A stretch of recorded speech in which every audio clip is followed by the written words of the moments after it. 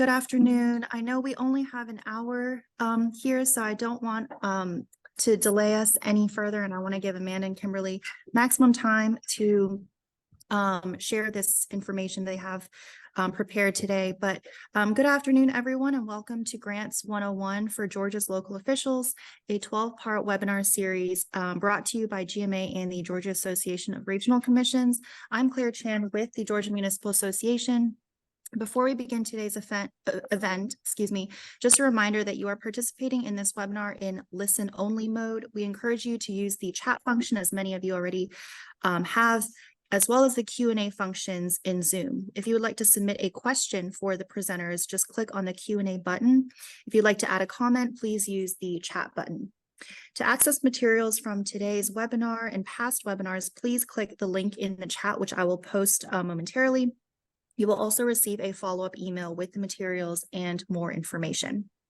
Without further ado, let's turn things over to Amanda Day and Kimberly Hayes Demuga of Heyday Services. Take it away, Amanda and Kimberly. Thank you. Give me 1 second here and I'll share our screen. There we go. Very good. Well, today we are going to be talking about grant readiness. And, a lot of people want to talk about, hey, how do I get the grant money? Which is great. I feel you. That's what we're all here for. But there are some steps that is helpful if you do ahead of time before you even start looking for those grants, applying for those grants. And so that's the stuff we're talking about today. I will say I found in my experience, cities and counties tend to be more grant ready just because of the nature of the type of organization you are. There's a lot of things you're required to do by law just to be a city. So that does typically put you kind of ahead of the curve as compared to someone who started a new nonprofit who may not have all of those checklists and things completed, but there are still certainly things that need to be done. So that's what we're going to be talking about today. And we want to not make you feel like that poor man in the slide above. Yes. He's looking super stressed. We're trying to de-escalate that. Yes, absolutely. Absolutely. So, for any of you who are, if this is your first time coming to one of these sessions, just a quick background. Kimberly and I have both been in the grant field for quite a long time, have got 50 plus years combined experience. I've had a lot of experience. I worked for the cities of Morrow and Alpharetta for a long time at the beginning of my grant career, and so have done a lot of federal and state grants for cities. And Kimberly has started off more health and human services, but has been doing a lot more federal and state grants these days as a consultant. So we know a thing or two about grants. And Claire kind of went over this, but definitely let's interact in the chat. Use the Q&A if you have specific questions to make sure we don't miss those. This will be recorded so you can watch again at your leisure. And so I think a great way to start off with this is to sort of broaden the definition of grant readiness. The way Amanda and I look at it, grant readiness isn't, oh, it's due in a week, we better get ready, which I know is kind of the way it can happen in all sorts of situations for all sorts of reasons. Understaffed, overworked, we've all been there. But what we want to propose with this in the next 55 minutes or 52 minutes is to take you through things that you could start doing today. Things that, but long before there's ever a grant open that you're even aware of, because I guess the good news, bad news about grants, the bad news is that there are often a lot of moving parts. But the good news is, particularly for federal and state grants and many private foundations as well, but we'll primarily be talking about state and federal. The good news is that they kind of all want the same thing when it comes to grants, and they're things that you can do in the same way to prepare. Although each grant is individualized, right? Even at the state and federal level, it's going to have a different focus, a different deadline, different reviewers. But what we want to do is to kind of move you through the process of that. And just for the big picture for me, when I think about grant readiness, it's like how you think about it the way you would think about improving your credit score. If you need to, for any reason, you're buying a car, you're buying a house, you're getting a personal loan, you're paying for college, you're paying for your parents to move someplace that really meets their needs, whatever it is. If it's about, you can't just improve your credit score in one day. right? There are things that you can go through and do. And so that's kind of the same philosophy as grant readiness. So let's hop in with a quick review about the grant cycle. So as you can see here, there are defined pieces and parts of grants and how you apply for them that really, they're certainly not set in stone. There could be somebody coming along, or disaster funding is a great example of things that would deviate from this, or the cycle wouldn't be as long, right? Because you need to get the money out there right away. But by and large, when you're looking at a regular sort of non-disaster response style grant, right? You're gonna need to start off by defining your project and your need, and then find that fit. And we are in our series, we're definitely talking about many of these things in depth, but I just wanted to give you an overview. So in my perfect world, you define your priorities first, then you look for the money. What often happens is that someone says, hey, there's money, we should get it. Yeah. I mean, it's a choice, but I would just say, be really clear. And we'll talk about this. We have a whole session devoted just to this, but just be really clear that it's something that is a priority, and that you're not inventing something just to get the money, because then the other work still needs to get done, if you follow me. So in my perfect world, my perfect grants world, the projects are clearly defined, whether it's water systems, environmental cleanup, access to healthcare, partnerships with area schools, whatever it is, parks, roads, clearly defined and in prioritized order. And then you're looking to match make with funding opportunities. So once you find that, you just want to read that instruction manual. Sometimes it's called the NOFO or the RFP or the FOA. Think of it as the instruction manual for your grant. You're going to read and understand that, get all over it, get ahead of it. And this is where grant readiness starting today can really help you. Then, of course, you want to submit the proposal on time, because everybody's given the same deadline, like it or not. Everybody has that same deadline. And then wait. And I'm a very impatient person, and that's my least favorite. Section E is my least favorite part of it. If you got a lot of grants going, you may get a grant award and you may not remember exactly what you wrote for, but nevertheless, it can take a long time. You could add on to your family in 10 months, or you can get a grant, depending on what works for you.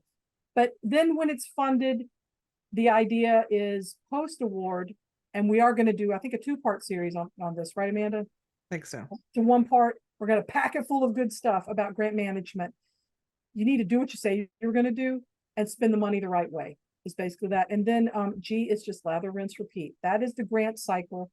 And we are really wanting you to get ready for that as far ahead as you possibly can. So one way to do that is to sort of think about putting information into kind of buckets. I tend to think of big groups of things, and that's how I move through it.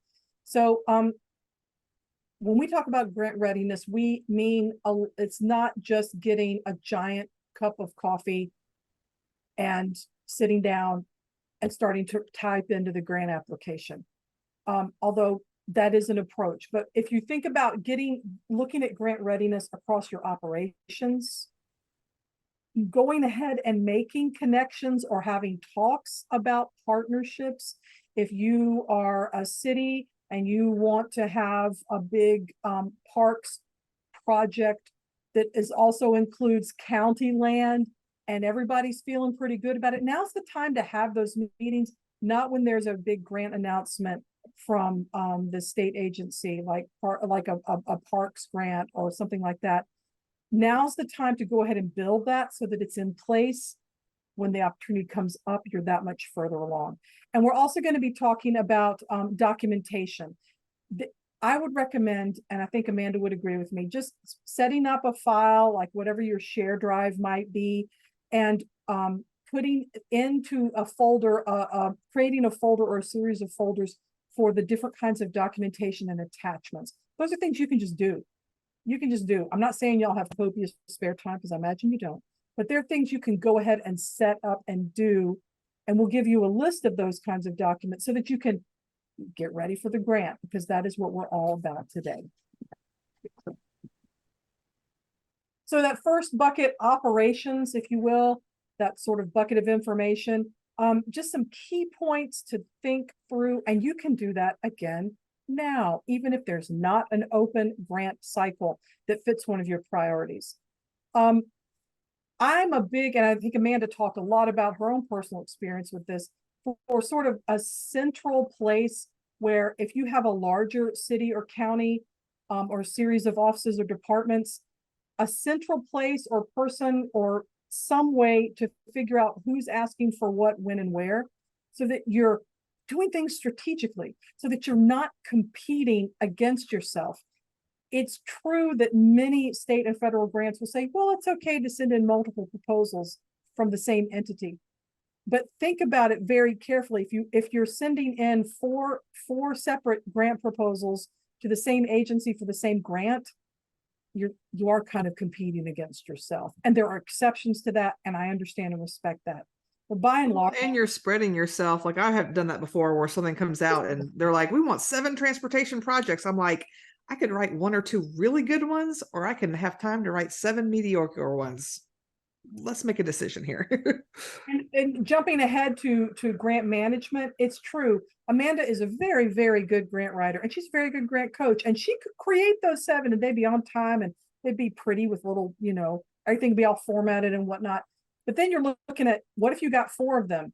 How is that going to work? Are those same 2 people that are not Amanda? Because grant writers are probably shouldn't necessarily be leading those projects. Who's going to be doing all of that? So I would say I'm totally on with Team Amanda on this. Don't compete against yourself. Set those priorities, and maybe there's a way to create a bigger proposal that includes some of those components, right? Instead of separate proposals. And a great way to do that is to communicate with different departments and sort of work toward, if there are silos that exist, let's kind of take those down a little bit and figure out, can we have larger proposals that might involve community policing and local schools, or might involve big water projects that are not just the city, but maybe a cluster of cities in the county. Are there things that we could do that would just make it a smarter, more strategic proposal? Another part of this that you can already sort of organize even today is making sure that there are separate budgets. There should, for your overall city or county agency, right? But within, you have different departments, right? And the departments that for which you're seeking grant funding, those proposals will request an overall budget most of the time, and then a project or program budget.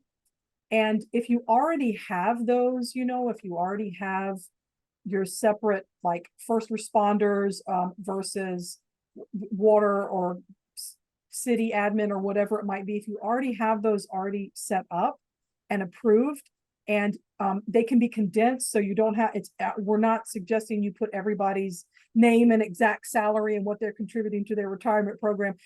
No, summary budgets for these, where it's like, here are the salaries, here are the program expenses. If you already have those, if you can work with your finance folks to create those, all, if you haven't already, having those on file will also go a long way. And it'll go a long way when you're looking to fill in the budget portion of the grant application, because you already have good data to work from.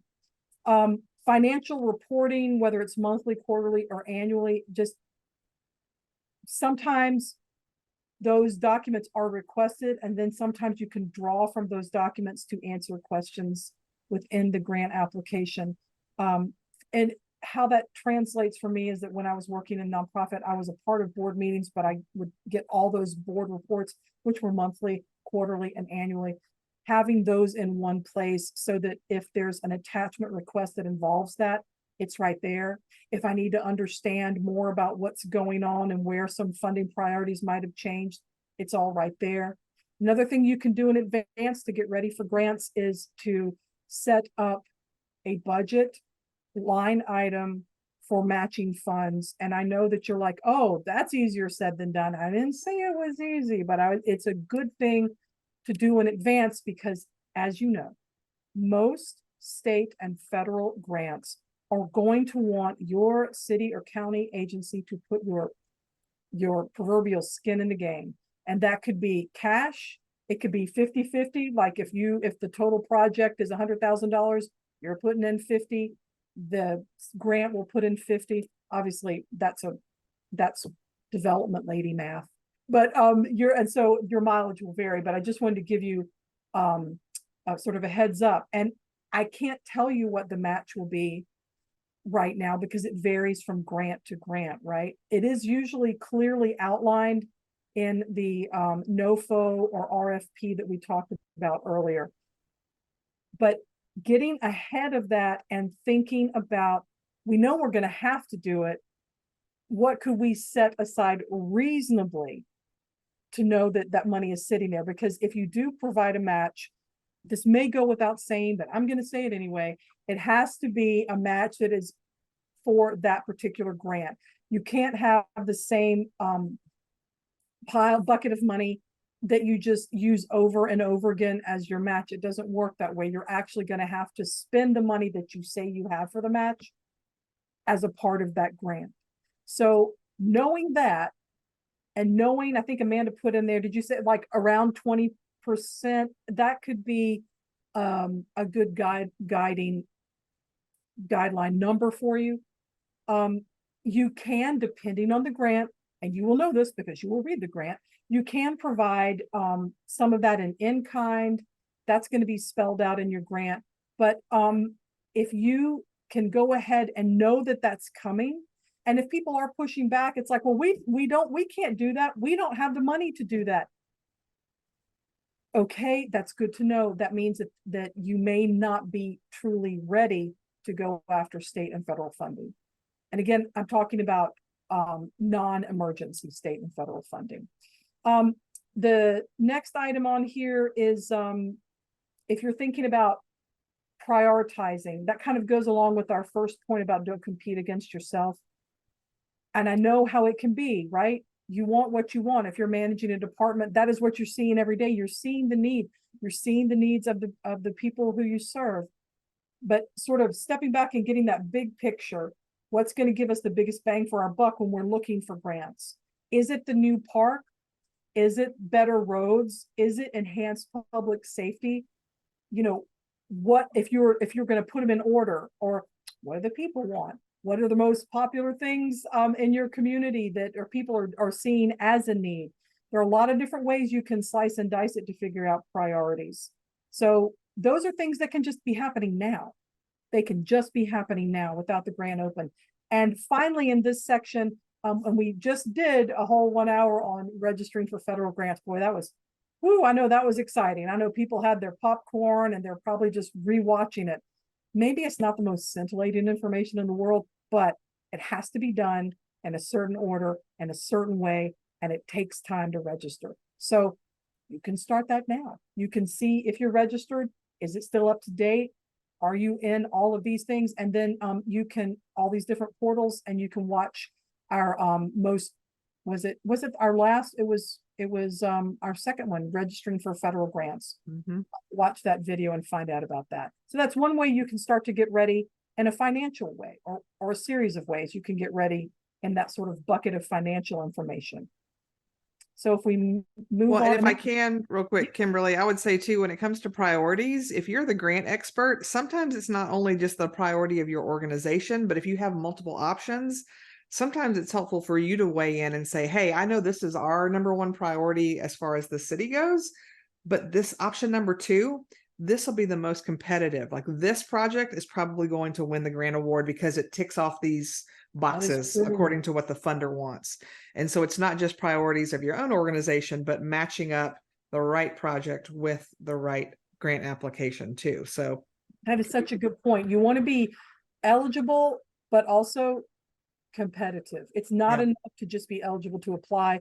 You need to look at what is strategically, what are the grants where we most closely match what they're looking for, and what they're funding is one of the things that we could really, really use. So yes, very well, very, very well stated. And I can't stress enough knowing your organization's budget, and not just your overall, but knowing some of those line item details. I'm guessing probably a lot of you either have in the past or will in the future apply for the Assistance to Firefighters grant. That grant ask you how much money you're asking for, right? So you'll put in, and I did a project once at the city of Alpharetta. We were asking for $40,000 for a bunch of, basically they were fancy pulse oximeters, right? So we were going to have one on every truck to help with people come out of a burning building. We can make sure the oxygen in their lungs is doing what they're supposed to, right? So important safety feature. The next question is, how much is your fire department's budget?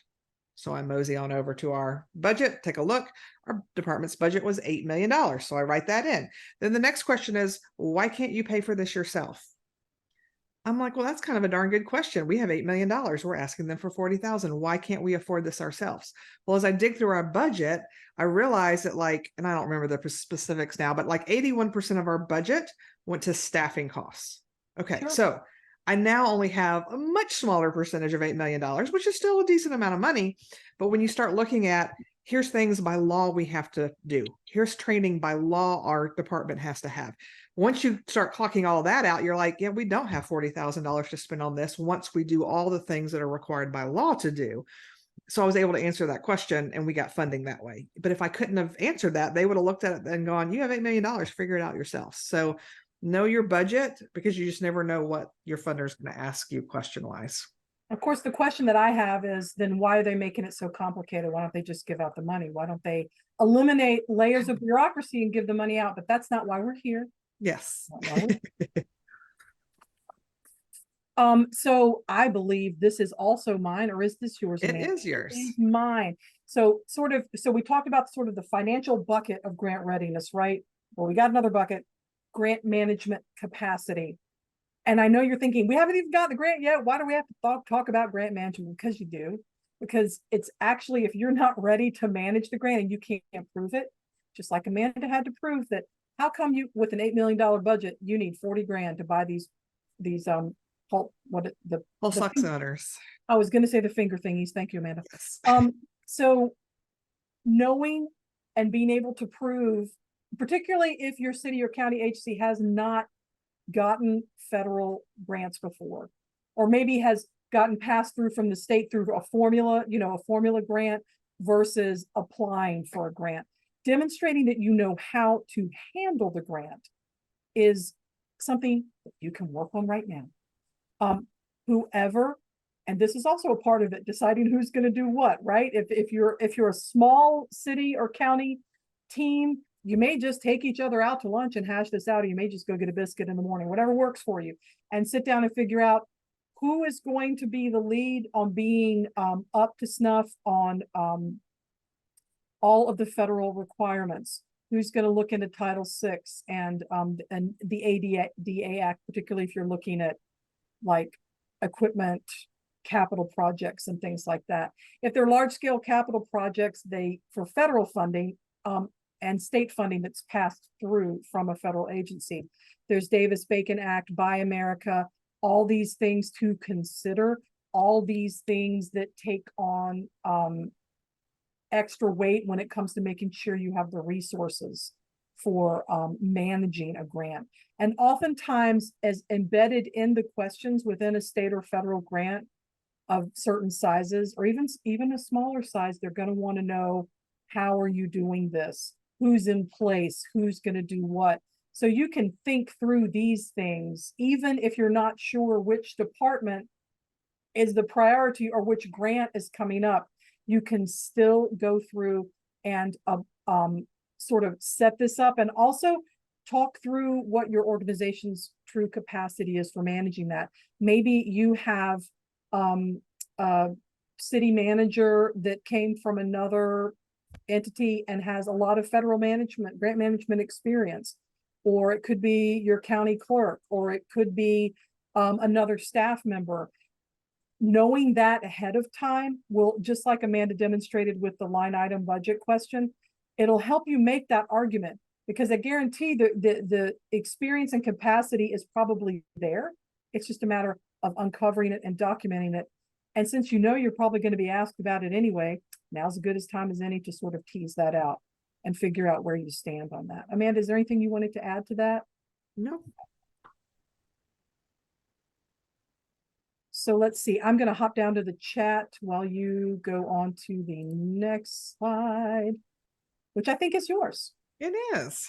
Yay. So, part of grant management or grant readiness too is building up those connections and relationships and awareness. Like, hey, we are trying to fund things through grants. This really helps.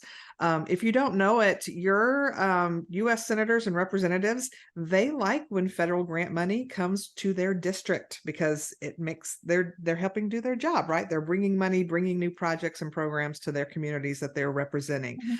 So if you don't know this already, they will help you with some of this stuff. Okay. So if you haven't before, I would look up, if you're not sure who your rep is or senator, go look it up, find out where the closest office is to you, because they're going to have local offices throughout their jurisdiction, and call them up and just say, hey, when I worked for Alpharetta, I would call when get someone newly elected. I'd call, hey, I want to introduce myself. I'm Amanda. I work for the city of Alpharetta. I'm in charge of grants. Would just wanted to introduce myself. Here's my contact information.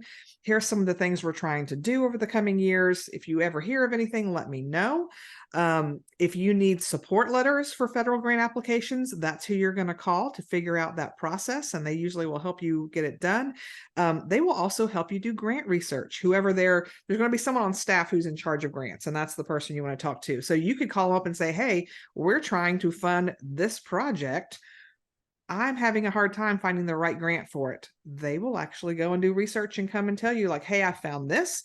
Sometimes it's, hey, I didn't find anything either, which stinks. But at least now when you're, city manager or, your mayor's like, why don't you have a grant for this yet? You can say, well, heck, I even talked to Senator so-and-so's office and they said there isn't funding for this on the federal level. So maybe think they'll back off a little bit, right? So they can be champions for work that you're doing. So highly encourage you to reach out, get to know them, let them help you.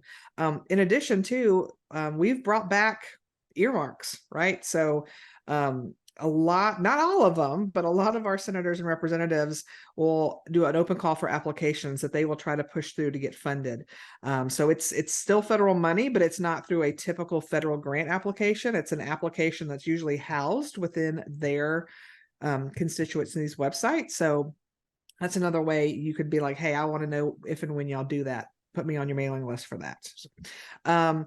Same thing with state agencies. We're going to talk next week about different ways to look up grant opportunities.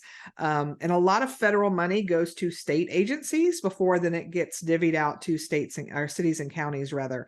And so having those connections with people who work at different state agencies help give you that heads up like, hey, there's some money coming or there's some training opportunities or whatever that is. And so those are definitely relationships you want to start building. And a lot of people will tell you, oh, when it comes to federal and state grants, relationships don't matter. I beg to differ. I have found that the more I can build relationships with folks at those level, that the more I am likely to get assistance from them. Okay. So for instance, we got a lot of Homeland Security money from the Georgia Emergency Management Agency. And I was always sure to introduce myself to my contact there. I would occasionally call and check in and different things like that. Not enough, I didn't want to annoy them, but just enough to let them know, hey, and we were always on time with all of our reporting. We spent our money in a timely fashion. We always closed things out. We did all the right things when it came to grant management. Twice during 12 years, I had that person call me and say, hey, we've got some cities that can't spend all their money, but we don't want to have to give it back to the feds. If I gave you $50,000, could you spend it in 6 months? And my question was always, what do I got to do do I need to fill out a grant application? And usually they're like, nope, just give me a budget for $50,000. And as long as everything on there is approved, it's yours. I know that happened because of that relationship and because we were darn good at grant management. So they knew we were going to spend that money quickly. So getting to know these people can really help you in the long run. I'm not saying you're always going to get extra money, but that's probably who's going to get the extra money if there is some available, right? Same thing for civic and community groups. I'm not saying they're going to be able to give you grant money, but a lot of grants are going to be better when you can do joint projects, when you have community input and community buy-in. And so having those organizations interested in what you're doing is not something you don't want to go up to them like, hey, I know I've never talked to you before, but would you write a support letter for me? Or would you be willing to go on a joint project? So you want to get to know these agencies early on. And it doesn't have to be you per se. It may be someone else within your organization who has the connection to, whether it's the Rotary Club or a large HOA or different things like that. Same thing for neighboring municipalities and counties. Kimberly had mentioned, doing joint projects may be the way to go, especially if you're a smaller city and you're like, we just don't have the bandwidth, or we don't have enough numbers. We feel like the people we're serving to go after those larger federal grants, then band together. You alone might not be as competitive, but maybe 10 cities that all have the same need for roads or water or public safety or whatever it is. Now you're a much bigger and stronger applicant as a joint one. But again, you can't just do that overnight. You need to start building those inroads now. Same thing for other agencies and nonprofits and businesses. Just think about the types of organizations that you would want to partner with and start building those relationship and friendships, and working together way before that grant application comes out, because you want to have that relationship, because you don't want to partner with somebody like, hey, in 30 days, we're going to submit this $2 million proposal. We've never met before, but you're going to trust us to take care of all of this, right? Probably not so good. So anything you want to say there, Kimberly, before we move along? Denise just shared a great example. I wanted to thank her for that, but that she's built a relationship with the office, the local office of, I think, let me scroll back up here. Yep. U.S. representatives, local office staff actually will call her with grant opportunities. That's how you can get it done. But building that relationship. And if you're like me, if you're a little on the introverted side and you're like, oh, I don't want to, it's okay. You can email, you can phone, but just start that relationship. And it could be a multi-level approach. Maybe you're talking to the local staff person who may be a recent college graduate with a really strong interest in political service, and that's where they're starting, and they're going to go in and help you out there. And maybe your mayor or your city manager works with a different member of the office, or makes sure that there's direct communication with that representative. It can happen on multiple levels. And having those connections, and I don't mean like once a week you have to meet for coffee or the deal is over. I mean, knowing who you can call, setting those things up. So like when you do need a letter of support, as Amanda said, you're not just like, hey, can you do this for us? It's Thursday and the grant's due tomorrow at 5. Love the management. That's probably not going to get you what you need. And how would you feel if somebody did that to you? So again, these are things you can do right now. You can pick up the phone or get on your email and reach out and do some of those things right now today. And Denise also points out that she does not want to forget about the U.S. Senator's office. Way to go. Way to acknowledge that, Denise. Yep.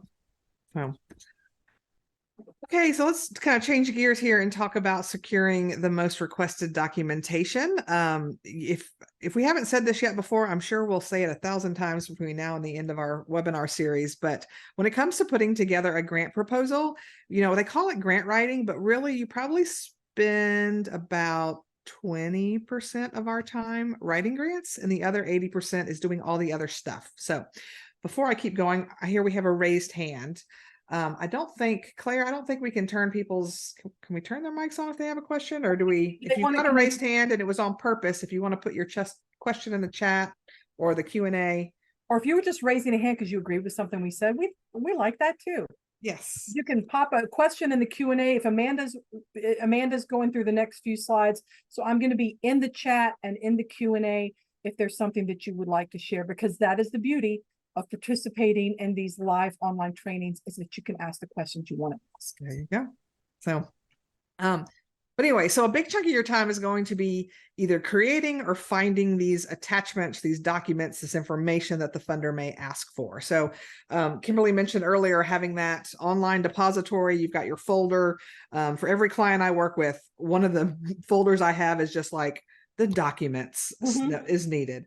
And so definitely not too many federal funders ask to see your overall budget, but they ask a ton of questions about your budget. So you definitely need to make sure you have a copy. And again, I'd highly recommend not just hey, yeah, the fire department's budget is 4 million and this budget is this. You need to do, you need some more line item details of things. So make sure you've got that. Oftentimes they ask for an organizational chart. And so you probably already have one of those. So that's great. If not, you may have to create one. And I also think too, when I'm thinking about all the different attachments that I'm going to need for a grant application. Some things, I mean, I don't mind creating things myself, but I often will go to who in my city already has this, or maybe has a better ability to create it, you know? So an org chart, if you don't have one, chances are your HR department probably does. So you may check with them.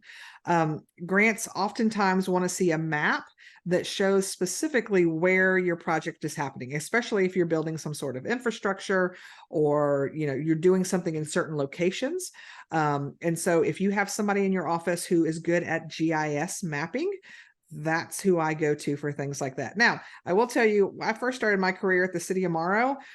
We didn't have any GIS mapping people. We had our city map that literally fit on an 8.5 by 11 sheet of paper, because the city is 2 square miles. And I would break out the markers, and I became the map maker, right? So I would just, from here to here's the new road, or right here's the new park, and I'd create a little key at the bottom.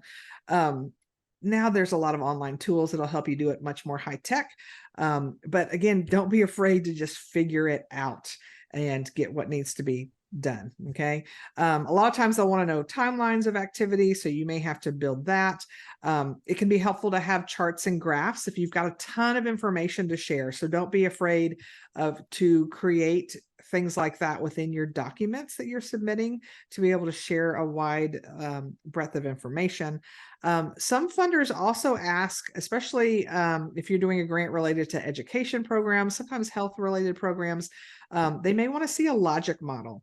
And if you have never heard of that before, a logic model is basically, it's kind of almost looks like a timeline, but instead of it being a linear, like this is what's happening when, you're kind of putting into buckets. What are the, you know, what tools do you have at your disposal? What are the programs that you're implementing? What's the change that you hope to see as a result of this project? So it's kind of like we're going to do all of this stuff with all of these things, and as a result of that, we're going to be able to create these types of changes. Okay. Amanda, it's kind of like diagramming. Yes. Putting it in a diagram. It's like the narrative is telling the story in more of a narrative form, a story form, if you will, words and sentences and paragraphs. Yeah. Logic model is like a diagram of a table of the key elements of your program, and then budgets. I think we had a comment about that earlier, using numbers to tell the story. So there are 3 different ways you can get your point across in a grant. They all need to they need to coordinate and match up. Yep. And I will say too, if you get to a grant, you may never have to write a logic model. I will tell you, in all my years working directly for cities, I have never had to write a logic model, because I did a lot of public safety, a lot of roadway, a lot of things like that. So there may be may that be that you never have to build one of those. But if you do, and you're like, I don't really know, I'd like to see some examples. The Kellogg Foundation, as in Kellogg cereal, they have a free guide to how to build a logic model. So if you just want to Google Kellogg Foundation, Kimberly may be able to find it and put it in the chat. I might be able to find it and put it in the chat, but I also want to point out that if there's a state or federal proposal that's requiring a logic model, they're going to give you the format, and they probably have a sample, like couple of lines of it filled out. And if you go to the technical assistance webinar, they're going to spend a lot of time talking about it. So you don't have to invent it, whole cloth out of the air kind of thing. There will be examples. Yep. Other things they often ask for, especially if you're going to do a new program that you're hiring somebody new, or maybe they're paying for a position, they may want to see the job description of that position, or there may be key individuals who are working on a program, so they want to see either a resume or a professional bio about that person. So these are kinds of things. Some of these you may be creating from scratch, but hang on to them, especially if it's, people, I work for a nonprofit that the executive director, I'm constantly being asked either for her resume or a quick bio. And so I've got a good one that I just keep using on repeat, because her bio is not really going to change a whole lot unless she suddenly gets an award or goes back to school for something. I can use that. So hang on to those when you create them. They're also great templates to use, even if you are doing another one. If you are partnering with agencies, they often want to see a copy of that memorandum of understanding or a memorandum of agreement, however you like to call it. So if you've got those, hang on to them. Letters of support for projects. can be very helpful. Sometimes grant funders require them. Sometimes it's just an added bonus that you can include. And so you want to hang on to these. You may be able to use some a couple of different times. There is a grant I apply for every year for an agency that it's a county grant that they ask for, and they just want one letter from somebody outside who thinks you're fabulous, and they'll let you use the same letter for 2 years.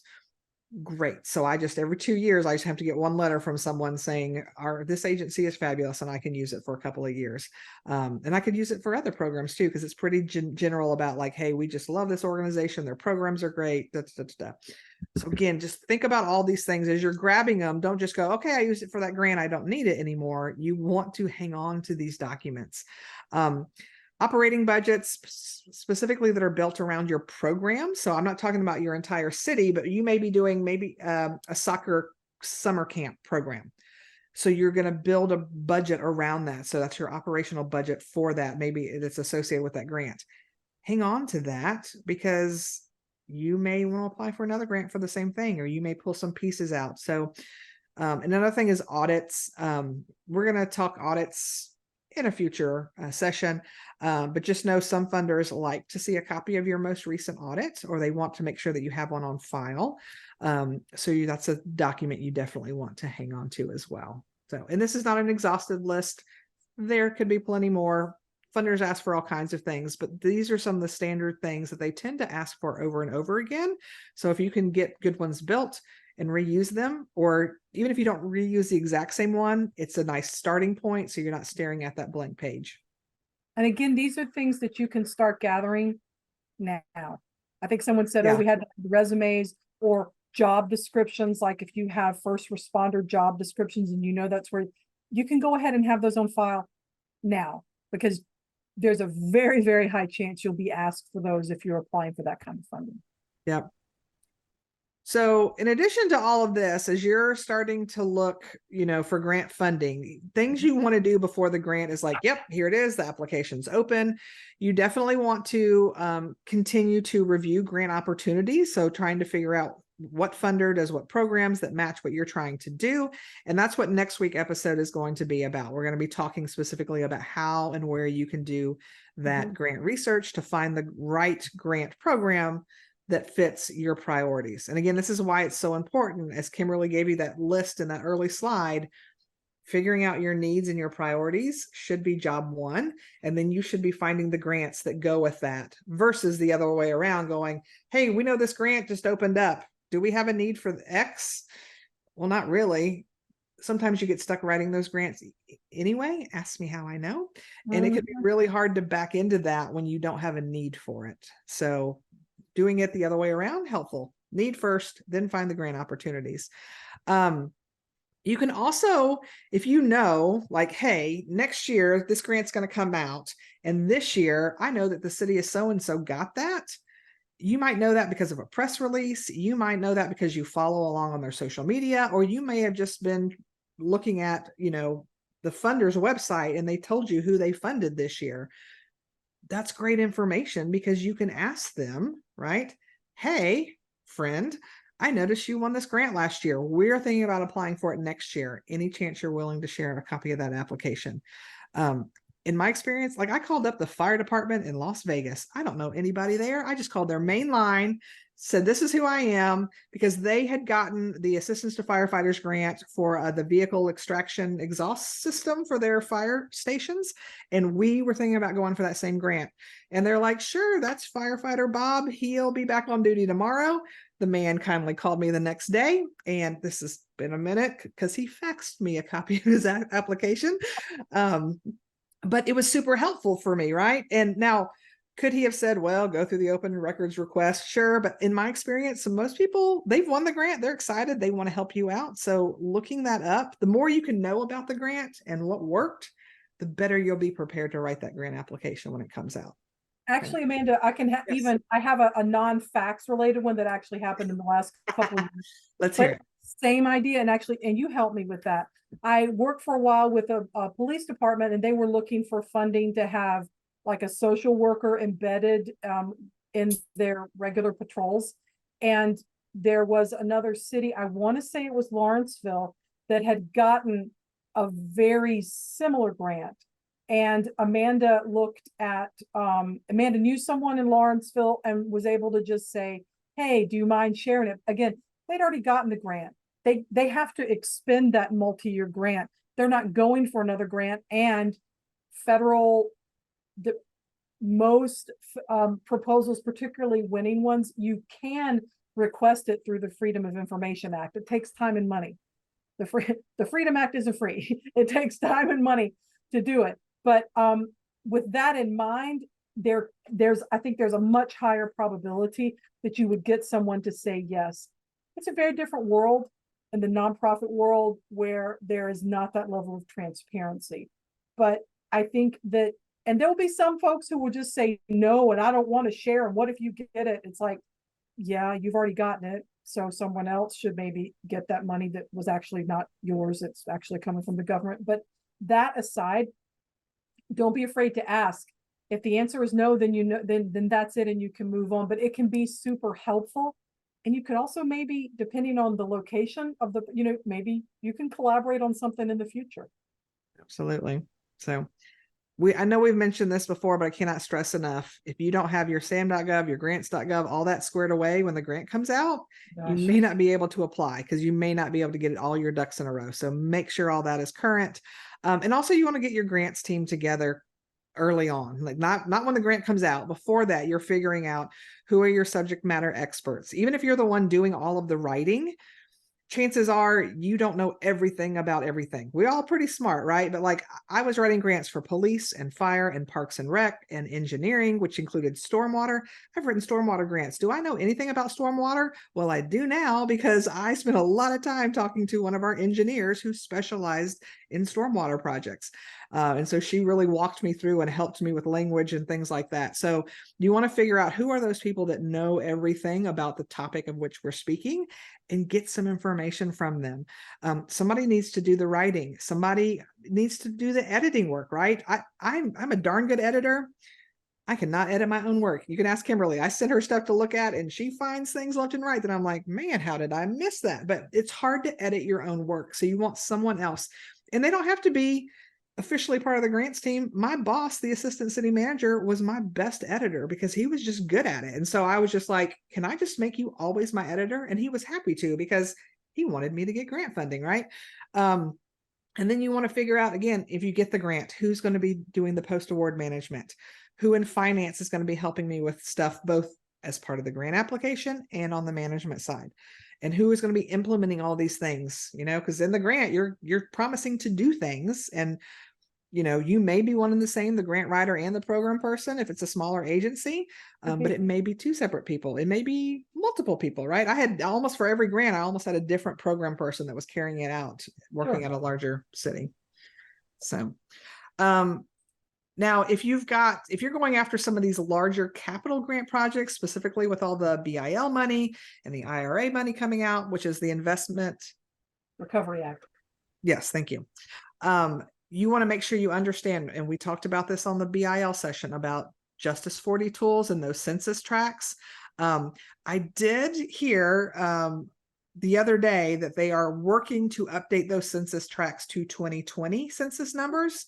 So it's coming, but I don't know if that's coming in a month or coming in a year. But I do know, I did hear a friend of mine was on a webinar with Department of Transportation, and they did talk about that in length, that they were working on that. So I'm glad they're recognizing it and they're going to do something about it. Do I wish they had done that before they rolled this out? Yep. But at least they recognize it and they're doing something about it. Absolutely. If you are going to have any DBE, the Disadvantaged Business Enterprise requirements, making sure that you are working with some of those agencies to make sure that you're following those rules. And again, can't stress enough, you need to have meaningful public input. Which it could be, you may be talking about some of these things at your city and your city council meetings, your county commission meetings, making sure you're putting some of these topics on your agenda so the public has a chance to come in and say, hey, this is what we're doing, this is what we're not doing, those kinds of things, right? And oftentimes DOT wants a capital projects benefit cost analysis done. That is not an easy thing to do overnight. And so you want to start figuring that out early. And some of these things, unfortunately, when it comes to federal grants, a lot of these requirements, some cities are large enough, you may have the staff with the experience and the knowledge and the know-how to do some of this on hand, but sometimes you may have to hire people, right? When I worked for the city of Alpharetta, we had engineers on staff, we had all kinds of things. I can do a lot of things in-house. When I worked for the city of Morrow, much smaller city, we didn't have an engineer on staff. So a lot of times we'd have to pay out of pocket to be competitive for a grant, which stinks that you're having to put up some money up front that you're probably not going to get refunded. But sometimes that's the choice you have to pay to be a competitive applicant. Okay.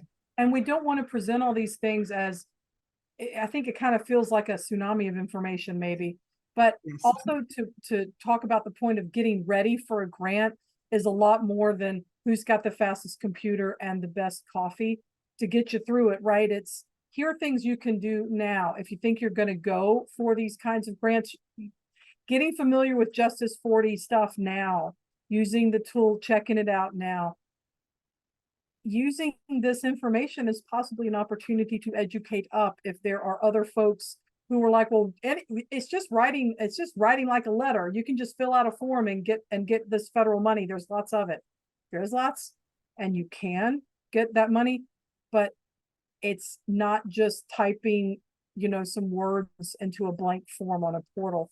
There are just lots of moving parts, but knowing that there's some things you can do in advance, we're hoping will help ease your mind a little bit about moving forward with these things. If you start that preparation now, then when the grant comes out, then you can focus on that particular project budget and making sure that you're gathering everything, answering every question in the narrative.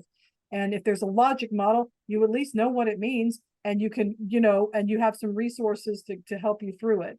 So that's just the point of this, is that grants can be incredibly transformative, but it's not just as simple for these larger scale, big project grants. It's not as simple as just answering 2 or 3 questions online and then the check comes, or the bank funds are transferred.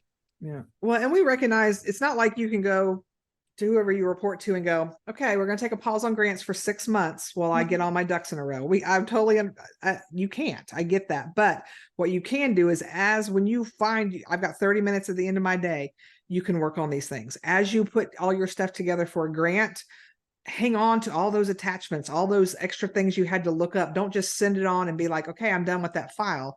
Make sure you start creating that. And you may think, oh, I can always come back to this grant file. I'm telling you, having everything in one place, because it's so, once you've written a lot of grants, it starts to be, okay, I know I wrote this one grant this one time and I had this beautifully written bio of my engineering director. What grant was that? I don't remember. But if you've got a depository of that, it's just going to make life a lot easier for you to find. So you're not hunting things down for 30 minutes. It's right there at your fingertips. And there are, there's starting to be some grant management, not grant writing software that you can use to track all of this stuff. Like we're starting to, I haven't used any of it yet, but there is starting to be those kinds of tools. But I've used just the method of, I have an online folder for each client I have that I've got one of those for, and that tends to get the job done. And I will say, obviously AI can be used for many, many things. I would just urge caution. If you're thinking, oh, I'll just plug this in and ask it to answer this question on this application, you're going to have to go in and do a lot of editing and make things really specific. And you need to make sure that the information you're presenting is factual.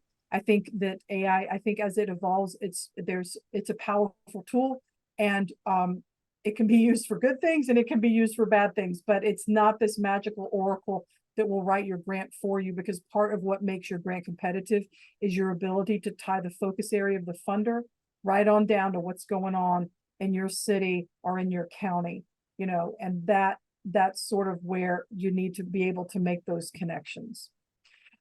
We're almost out of time, so we did want to make sure y'all been real quiet in the Q&A today. So I hope it's not because you're like, this is too much, we're never going to do this. I hope it's because either this is familiar or you just like listening to our voices. But if you have a question, now's the time to put it in the Q&A before we wrap up. If you have a comment about anything we've talked about, it's not necessarily a question, put it in the chat. this is a list of episodes. We have a free podcast, Fundraising Heyday, Apple Podcasts, Spotify, and on our website. And we pulled together some examples of some of these topics that we've talked about. And if we go on to the next slide, you'll receive all the slides from today. And we also put together a resource guide, as we do, for each one of the episodes that we're doing with you and with GMA. I've included there like some of the larger federal agencies, and they each have many different resources when it comes to getting ready to apply for grants. It's free. The Kellogg information, I shared it, Patrick shared it. It's free, and I'm emphasizing that it's either .gov or an organization that we know and trust, because there's a lot of weird information out there, and we just want to direct you to things that we know are quality. And if you are coming, if you're joining us from a more rural location and you're interested in DOT projects, they have a whole sort of getting ready for smaller rural governments whole section, a series of web pages and a toolkit. And so that's also in the handouts that Claire and Becky are going to make sure get out to you in the next week. And if you have questions that you didn't want to put in the Q&A today, obviously you want to always contact GMA, because they're there to help you. They've got your back in all things grants. And if you want to reach out to us, here's where you can find us. Let's see, we have a question. Can we recommend any grant search software or sites? So is it in 2 weeks where we're doing 1 week? Look at Claire being psychic and putting that in the chat. So Barbara, if you could, we're going to talk about that with everybody on September the 14th, because you're right, there's a lot of stuff out there.